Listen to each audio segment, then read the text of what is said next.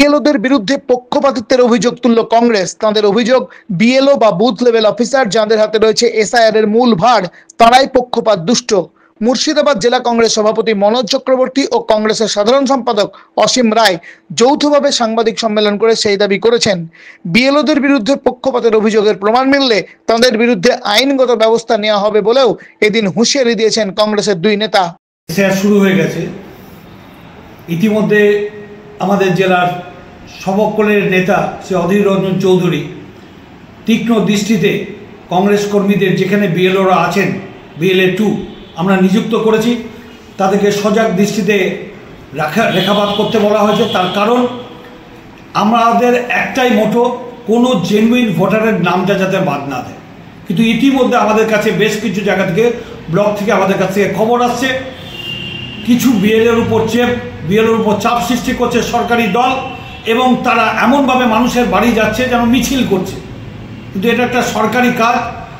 যে বিএলও যারা হয়েছেন, এই জেলারই কোনো শিক্ষক হয়েছেন, কোনো সরকারি কর্মচারী হয়েছেন, আপনি নিজের যোগ্যতায় চাকরি পেয়েছেন, এদের ট্র্যাপে পড়বেন না। তার কারণ এরা কোনো বিএলএর আপনার কাছ থেকে ফর্ম নিয়ে যদি উপযুক্ত ভোটার কাছে না দেয়, তাদের নাম হয়তো বাদ চলে যাবে।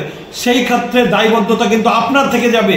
তাই বিএলওদের উদ্দেশ্যে বলি, আমরা জেলা কংগ্রেসের পক্ষ থেকে যে আমরা আপনাদের সহযোগিতায় আপনাদের পাশে থাকব। মনে রাখবেন, আমার কর্মীকেও আপনার কোনো ফর্ম দেওয়ার দরকার নাই, এবং যারা চাইছেও তাদেরকেও দিবেন না। যারা সঠিক ভোটার তাদের হাতে আপনারা তুলে দিন। শুরু হয়ে গেছে। গত কালকেও দেখা গেছে ভগবানগোলা এবং শামশেরগঞ্জে কিছু BLO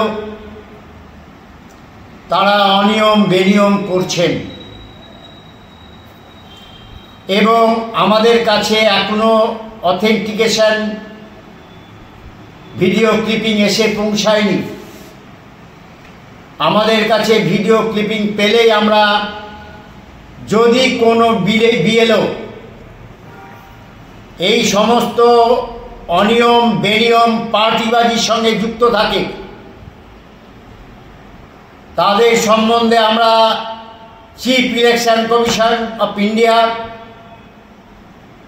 state election commission of Bengal, district ম্যাজিস্ট্রেটকে আমরা জানাতে বাধ্য থাকব।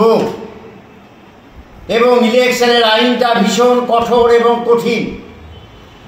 আপনারা জানেন অনেকের চাকরি চলে গেছে। তাই আমি চাইব না কোথাও কোনো পার্টির হয়ে কাজ করছে যদি কোনো বিএলও দেখা যায়, তাহলে আমরা নির্বাচন কমিশন এবং জেলা শাসককে জানাতে বাধ্য থাকব, এবং এ জিনিস বাংলায় হতে দেব না। একটিও বৈধ ভোটারের নাম আমরা বাদ দিতে দেব না। যদি কেউ মনে করে থাকে যে অনিয়ম বেনিয়ম করে পার পেয়ে যাবে, তাহলে কিন্তু আমরা কোনো আইনে তাকে পার হতে দেব না। আমরা আইনের মাধ্যমেই তাকে বেঁধে ফেলব, এবং তার সর্বোচ্চ শাস্তি যাতে হয় তার ব্যবস্থা করব।